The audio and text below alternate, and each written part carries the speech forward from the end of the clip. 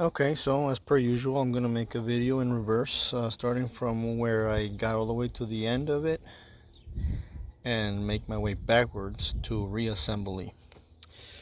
So as you can see, I covered the ports here, and don't worry, it'll all make sense as I go backwards. These are the little ports for the oil cooler assembly, which I happen to have here. These little O-rings here, 1, 2, 3, 4, 5. Go bad, and then you start leaking coolant and or oil. Typically it's motor oil.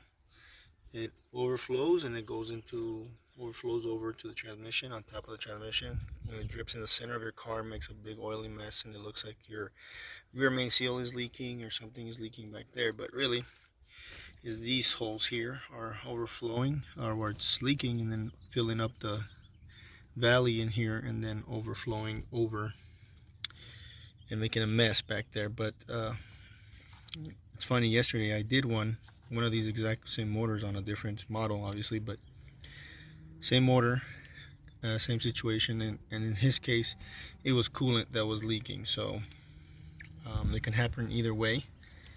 First thing you know is by looking down in here. That's the first sign on these cars, on these engines, the 3.6 Chryslers. So I'm gonna start backwards, as I said. So I cleaned the intake ports here, nice and clean.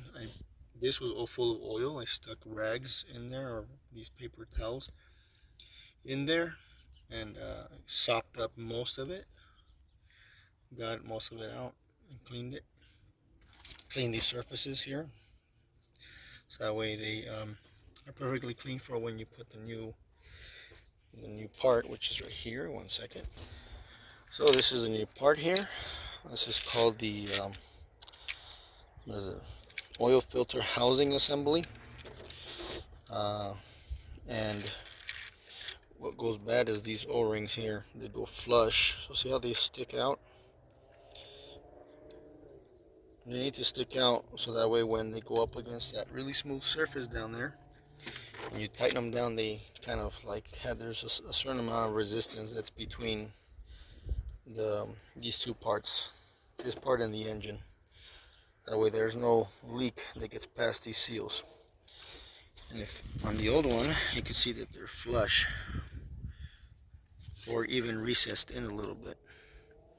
And that's when you start getting oil leaks, because there's an immense amount of pressure running through the filter housing here, oil cooler / oil cooler, and then eventually the oil pressure is too much and these rings cannot hold that pressure. So that's what happens. Now back here you have a couple of sensors.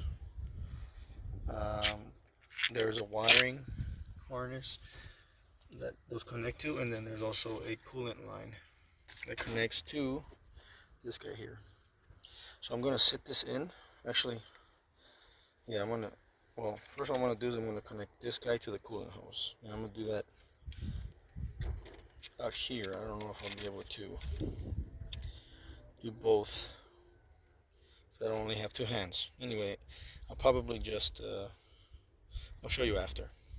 One second. Okay.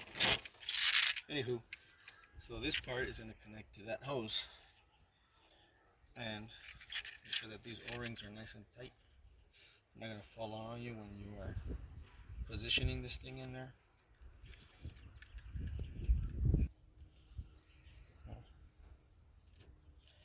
Anyway, I'm putting a little bit of shellac on here. Well, it's not falling out now, but when I was pushing on it, oh, there it goes. Just a little bit of shellac. Most parts you don't really need to do that,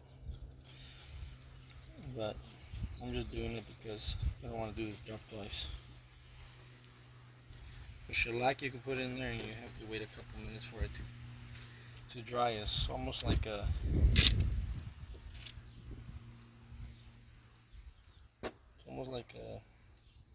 like an adhesive.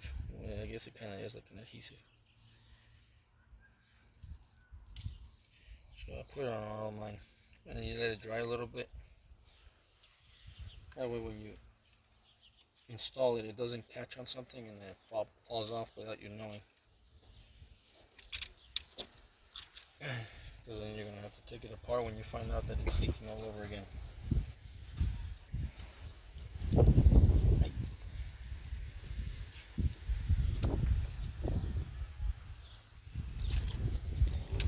Shellac on this one.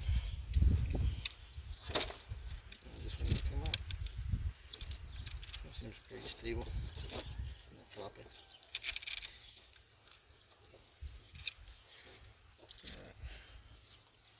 So it just makes it a little sticky, so it doesn't fall off.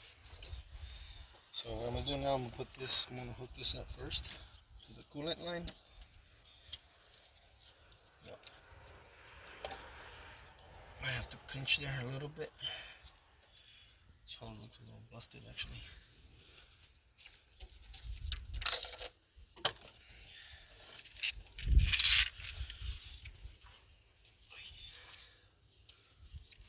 Yeah, looks a little worn.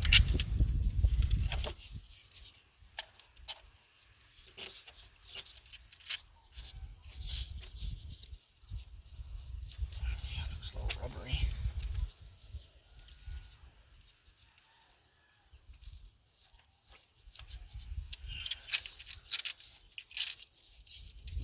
Ouch.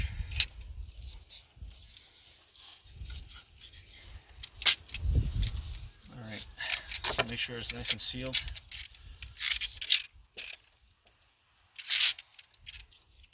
Make sure the O-rings are nice and seated. Make sure the material right here, the surface, it's nice and clean, these guys. Then very carefully. Oh yeah, so then this way you might want to lubricate a little bit. There's an O-ring here and it has to slide into this one right here. This one right here. And there's a rubber O-ring here. So put a little bit of lubrication on there, maybe a little bit of motor oil. And that one needs to line up. Make sure all the O-rings are in. Wait. And then just push in. You'll feel it slide in. You'll know that these are in the right position when these bolts. Ow! This thing is hot still. These bolts are lined up to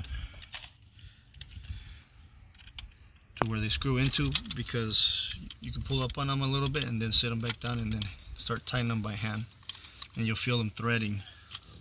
So these I already got, I feel they're threaded in a little bit.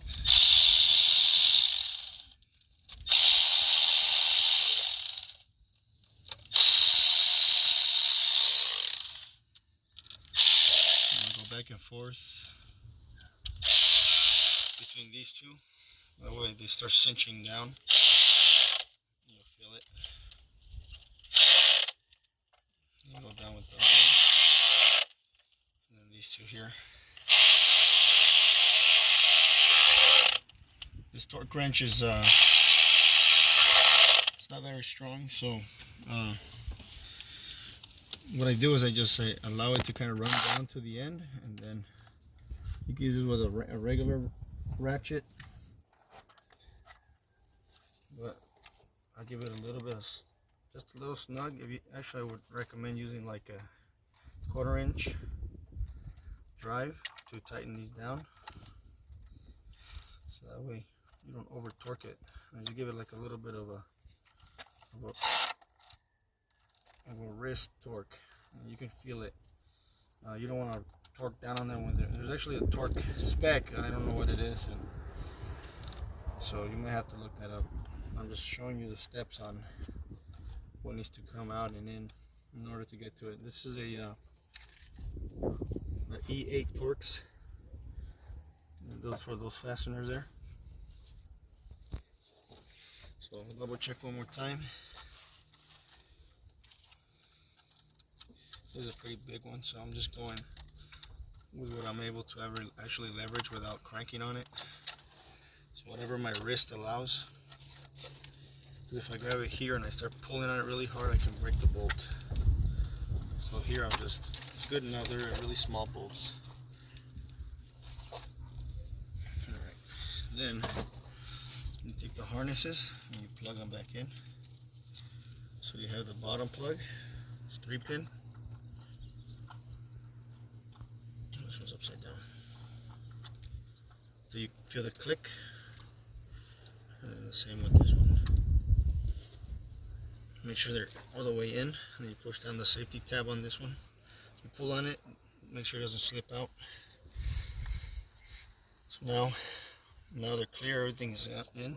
The wiring is in, the coolant hose is on. And then you make sure that the surface is clean. Pull out all the papers that I used to plug this up. Make sure there's no debris that falls in there. And then one by one you physically check, make sure that nothing went in there at all. Because if something went inside, you can damage the engine. And you're going to have to rebuild or replace it. So make sure nothing gets in there. Check. Physically look down. It's a little bit of like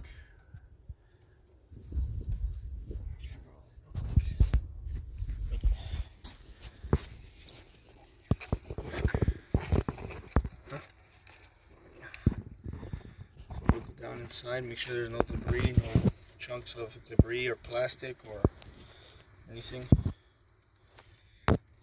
It's a little bit of lint, but a little bit of lint isn't gonna damage anything. You just don't want anything solid falling in there. Alright, so this kit also came with new gaskets. So this is your plenum, the center lower intake. And you have to replace these O-rings here too, because they need to seal up against this surface.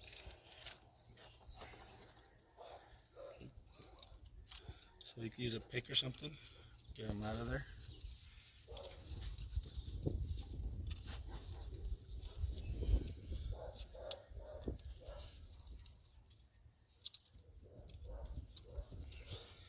Just throw them out of the way. And then, so you can clean them with some brake cleaner or carb cleaner or something. Brake cleaner is probably better because carb sometimes leaves residue. It leaves like a little bit of a film. Brake cleaner doesn't. But giving it a decent wipe will be alright. Now, I could take this completely apart. This is where the fuel rails go, but I left the hose on. This is the fuel line, so if I take that apart, fuel will be dumping out. I didn't undo it because the engine was still hot when I started, because I didn't have any patience to wait. And I didn't want to catch fire hitting a hot surface, so you could just flop it out of the way. And then make sure your hands and gloves are clean. Put on the new gasket. There are two different kinds of gasket. There's one that goes here on this side, and then the one's on the other side. So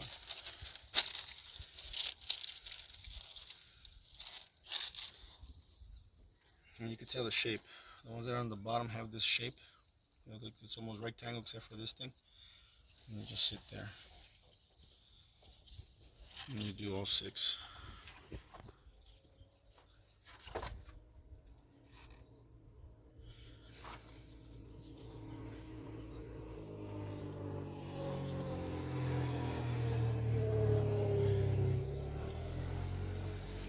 Just press them in with your thumb. Make sure they're seated all the way down.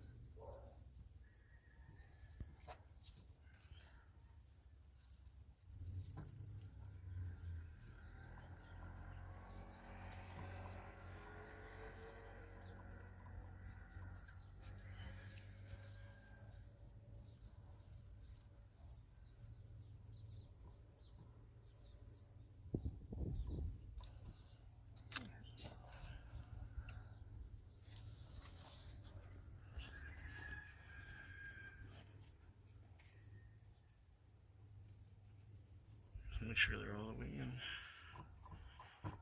Flush. what flushes they're gonna get, because they need to stick out a little bit to create the seal. So I'll make sure this is clean.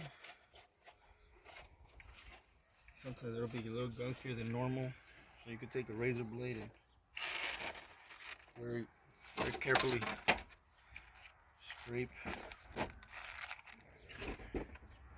Or you could take a razor blade, flat razor blade, and scrape anything that might be like stuck on there, that might be gunked up. Flush, like a flat. You don't want to scratch that surface. Like this. So you can just take a razor blade and very carefully try to remove all that little debris and stuff that might be stuck on there. Sometimes you get like caked on oil or whatever. And just make it perfectly clean. So then, now that it's in, now that it's clean and the new gaskets are on the bottom, you line up, you sit them there, you line them up as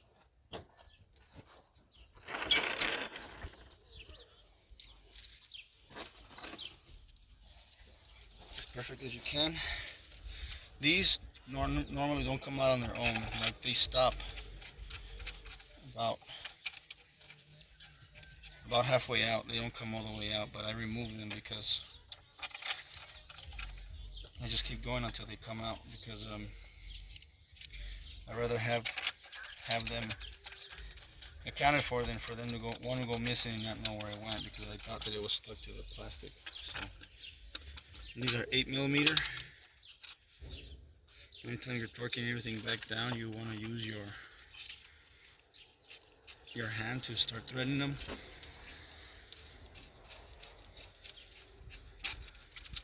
Find the seat. You need to wiggle it a little bit. Go ahead. So you can find the threads. I'll do that in a minute.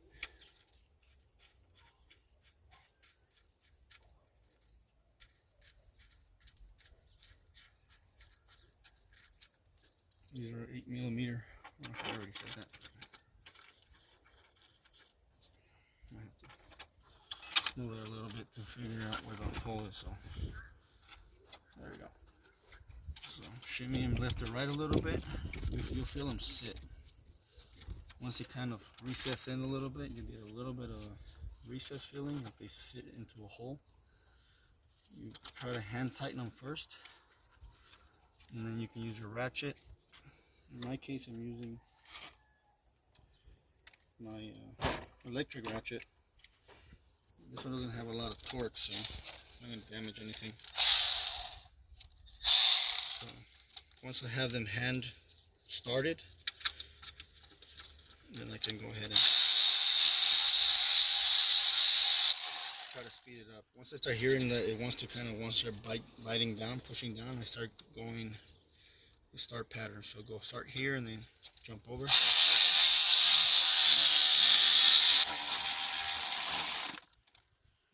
That one's a little bit tight.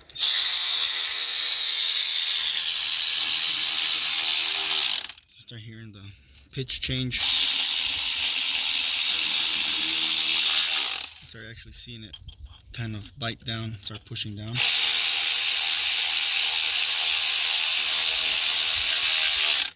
you hear it.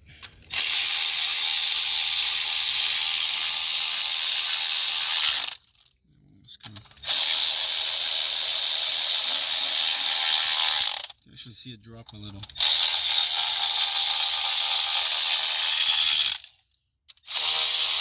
That one I'm going to have to do by hand so I can get a better feel. 1 second. I like to do is a 1/4 inch drive, small ratchet. I don't crank on it when I tighten these.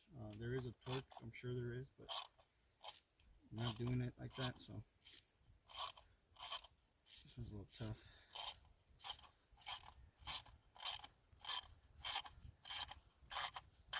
But you'll feel it. So what I do is I grab it with my fist and then I just tweak with my wrist. And whatever torque I can get out of that, that's how much I use. I don't force it, because then I can break something. So that's as much as I can get. It's like I flick the wrist. And meanwhile you're doing this, make sure nothing falls inside there. You can either plug them up also, or just keep an eye on it, make sure nothing gets in. So, like I said, there is a torque spec for it, but if you tighten it good enough there, like just good and tight, like everything should be fine. It's made out of plastic, so it'll be alright. So I just give it a little torque there. So I started here, jumped, leapfrogged.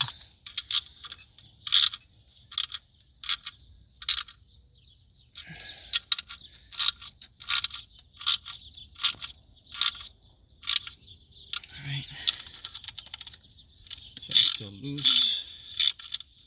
Once it starts getting to about where I need to just use my wrist, And there I can't even push anymore with the amount of leverage I'm using. I'm not pulling on it, I'm just twisting my wrist.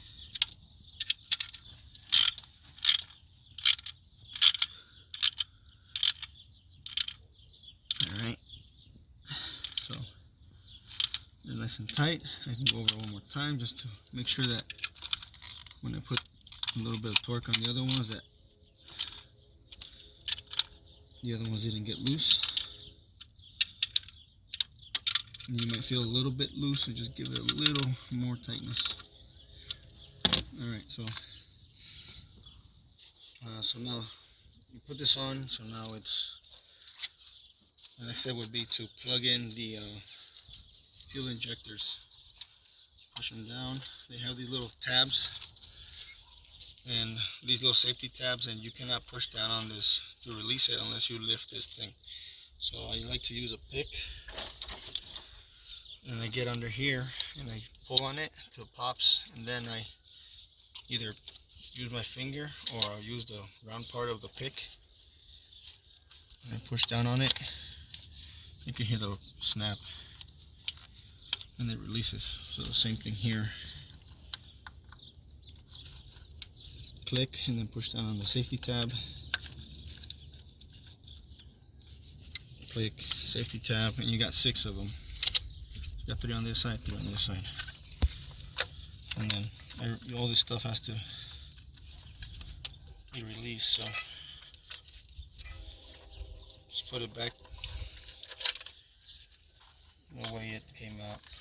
But in this case, I'm starting from this assembly to reassembly, so this would all be in reverse order. But that's kind of what the stuff, your obstacles that are in the way that you need to overcome. So then you also have these little retaining clips here. I just grab them and I twist them. I don't really care if they break or not. I guess if you do, you can take them out carefully. These broke. The other 2 on the other side didn't break. 1 broke with the other 3. And then, so then here goes the other O-rings. Those are rectangular shape.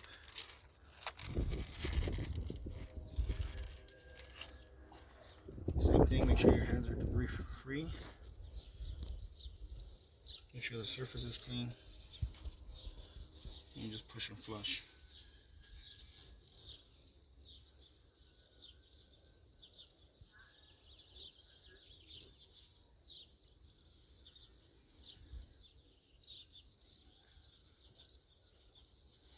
Make sure it doesn't pop out.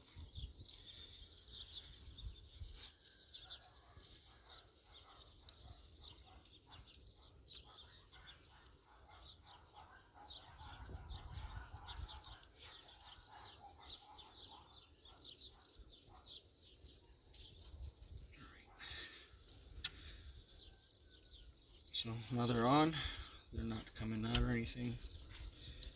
Don't forget this stupid thing here, because I have forgotten it and I do not go back and re-put it back on, because it's a lot of work just to get that stupid thing back on there. But all this stuff connects to the intake manifold, this bracket, and then this bracket also connects to it. So I'll show you how you need to remove that.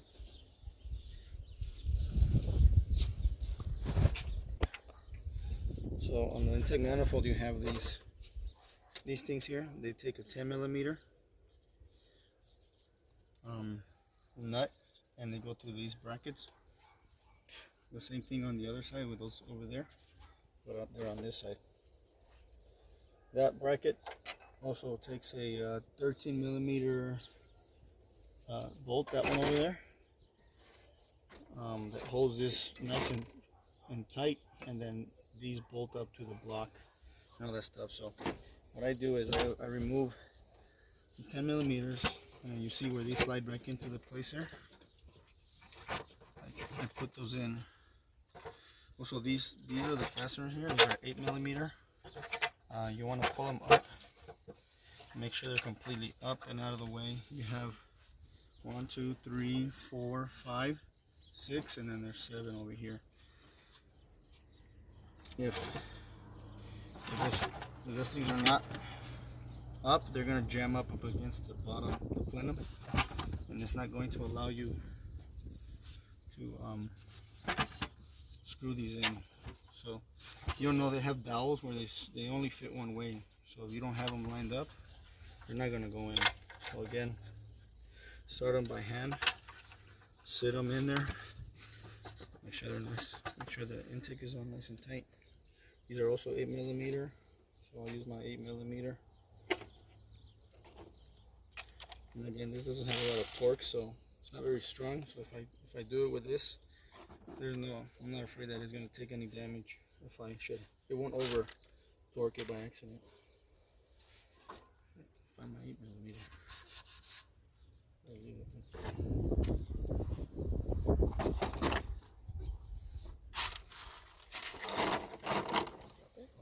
Dude.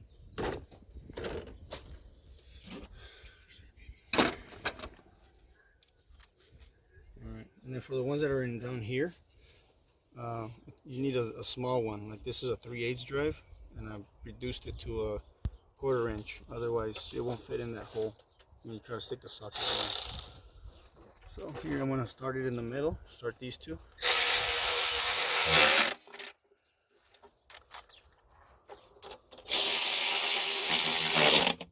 Crisscross pattern.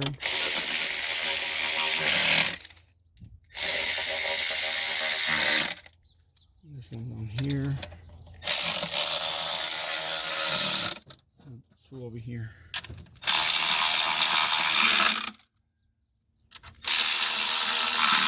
So if you look at here, it actually gives you a torque spec.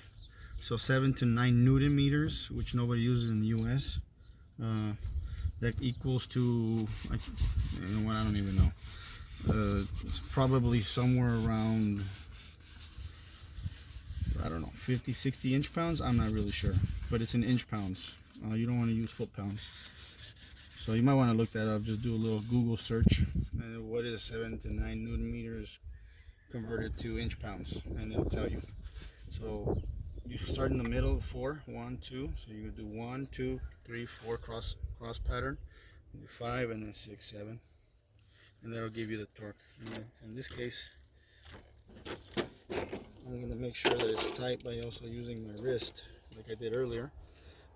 These type of screws bite into plastic, so there's no metal in there. So if you over torque it, it will strip that plastic, and you will not have the ability to torque it. And you end up replacing the bottom manifold, plenum manifold, because you'll hollow it out when you do that. So that's why I'm not afraid to use my tool, because I already know how much torque it provides. But that has happened to me, and I had to do a on-the-fly repair with like zip ties and stuff. I had to jam stuff in there to cause it to bite nice and tight. So it is doable, but you don't want to damage it in the first place. So over torquing can damage it. So it's torqued there. So now you have these down here. You can put so these are 10 millimeters. That one there.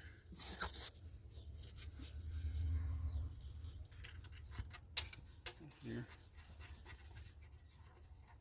And then I use my swivel head ratchet to reach these, because it's a little bit tight.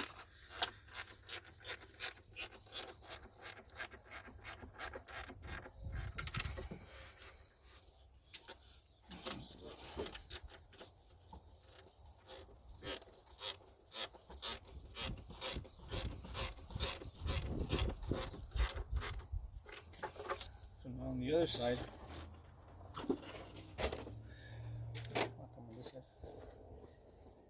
so on this side, so remember I'm doing this in reverse, so this is what you're gonna have to remove and reinstall. So just like the other side, you have a bracket, and it has the same things. On this car, somebody already had removed these and it didn't have them. So what I'm going to do is I'm going to stick the 13 millimeter bolt, and it goes in the back down here. So this is the way I found it, so I'm going to put it, let me see.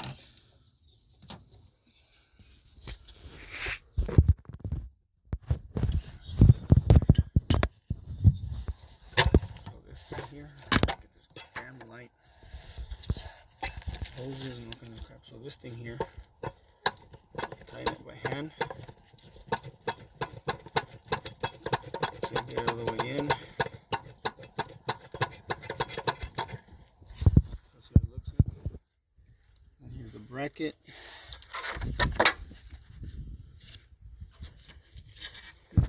This one here. So it takes 10, 10, but this one was missing, so I'm going to do the one that's down there that I just showed you doing by hand. And I also used a swivel head 13 mil. So I'm going to see if I can actually...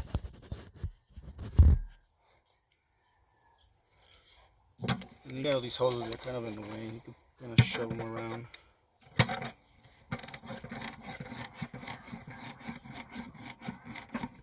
So if you're nice and snug. There we go. Alright, so this bracket is one of the first ones I would remove. 10 mil, 10 mil. Then you start pulling these hoses. You got all these hoses. So you got this vacuum hose that goes there. You got this vacuum hose that goes here. And then you got this other vacuum hose that goes there. And you got these little clips where they kind of hold each other in place. Alright, then you have the electrical. There's like a little harness, and everything goes into its place. So you got this six prong, connects to the throttle body. And you have the little thingy that bites into it. Ouch. You have the map sensor, I believe this is map sensor, that connects to this. This has a little place where it bites into. And then this one goes into the intake tube. And the tube is over here. And it connects to this thing here. So this one goes into there. Nice and snug. And the same thing with this one. And this only goes in one way. These are 8 mil, or you can use a flat. Same with this one. So I'll just use my 8 mil to speed it up. I'll do it by hand, by wrist. And I'll show you right now where the sign is that you have a leak in the filter housing, assembly housing. It's like a cooler slash everything. Does it all. It even leaks. So let's see if I can point my light here. Make it into a wand. So if you look down inside, you'll see this area. You see that shiny metal? That'll all be submerged in either coolant or oil. The same thing down here. That's where I sopped it all up, and now it's dry, drier than it was before. So you look in there, and straight in there where this filter housing is, and you look in there, you stick a light in there, and if you see that it's full of coolant or oil or something, it's like just completely submerged, you know this thing failed, and you have to do all this. I have to do it in the removal order. I'm just doing it in the reassembly order. So yeah, and then I'm going to show you how to burp and bleed, because you don't just fill it up with coolant and then call it a day. Make sure this is flush. You also have to make sure that it is no air trapped inside the engine and anywhere in the system before you call it a day and start driving the car. Here's a little plug. Almost forgot to plug it in. Backwards.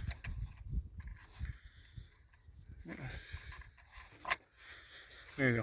So it's only these 3 wires. This thing here, the throttle body, and then the map sensor, and the vacuum line. This vacuum line, this vacuum line, and this vacuum line. Make sure that when you put the manifold back on, you don't catch one of these underneath and then it gets stuck and you're like fighting to remove it. Okay, so take it flat. Also, fun fact, sometimes this bleeder valve, which I'm about to show you, it's on the thermostat housing. Sometimes they'll strip because they're made out of plastic. So it's that one that looks like a screwdriver. So I'll point at it.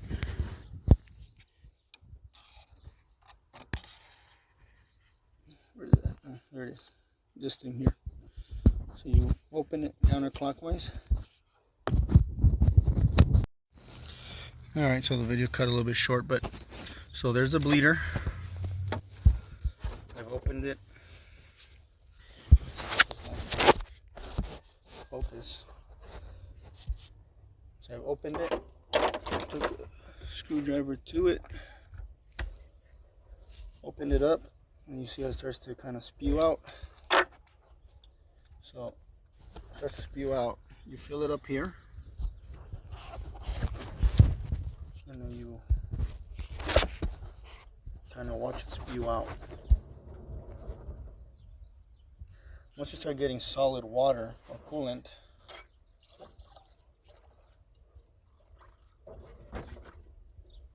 you can go ahead and close it. It might take a minute, see, because bubbles all of a sudden will make their way out to the front. Now, what you could do also, because most of the time you have to turn on the car, let it run, and then a lot of times they don't have this bleeder. So a lot of people's instinct is to turn the car on right away before bleeding it. On Chryslers, a lot of these Chryslers, you have to bleed them first. Otherwise, you're gonna have a big, enormous air bubble stuck in there. And then what I do is, once I feel like I got the most of it out, it's mostly only coolant, then I go ahead and close it and then start it and turn on the heat on full blast. So that's what I'm gonna do now. Close it completely.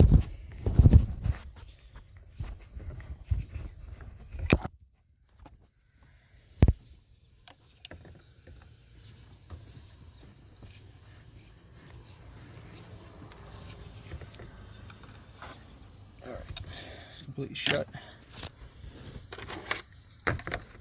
It's completely shut. Let's focus on the thing I wanted to focus on. Almost there. Alright, well, it's shut now, so it's not leaking.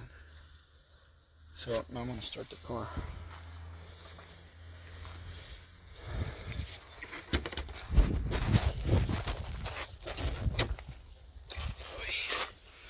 It's keyless. Push the button. It's on. Turn on the heat, turn off the AC, make sure that the heat's completely all the way up.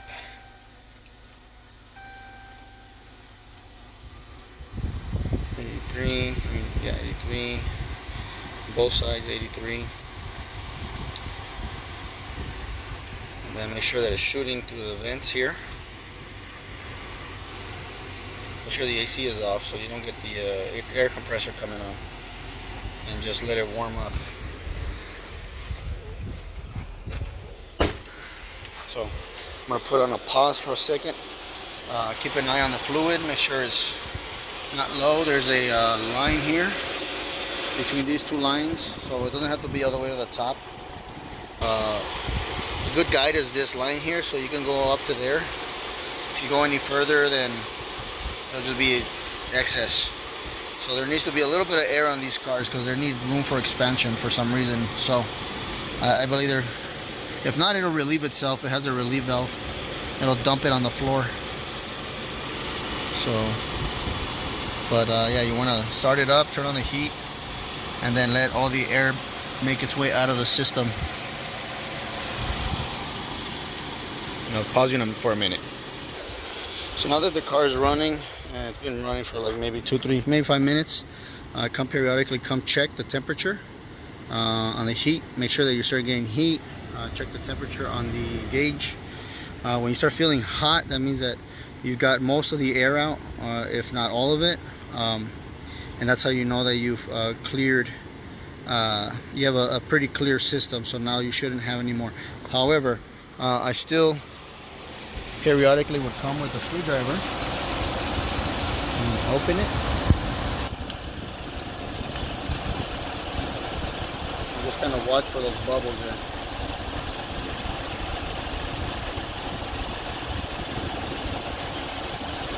Open it. Start getting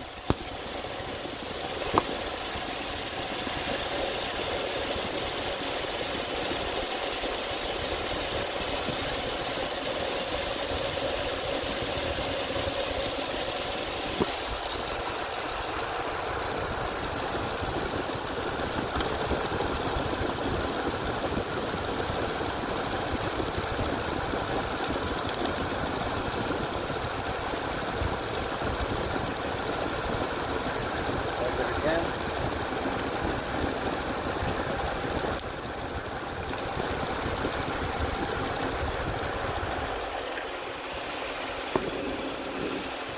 So do that maybe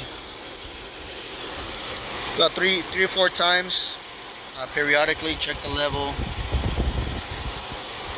and check the temperature 2 or 3 times.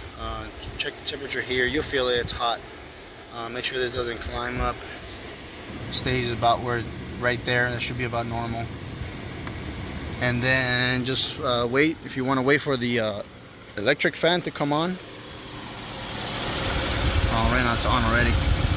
But once it starts going through the cycles, it'll turn on and off. So the temperature there, and then also physically you can feel it'll start getting real hot. And then just check it 2 or 3 times with the bleeder valve, and just see if there's any more air that comes out. But about 2 or 3 times should be all right. And then just check, make sure that you leave it at the right level once you're done, and then you put the cap on it, drive it, and then just make sure you don't get overheating. If you do get overheating, you have to wait for it to cool back down, and then open the bleeder and then see if any air comes out. That's pretty much it. This was a ass backwards version, but you'll see what it's like from once you get to the end of it versus starting from the beginning. So that's kind of what it's like. Anyway, if any questions, I guess you can leave a comment and tell me I suck or whatever. If not, thanks.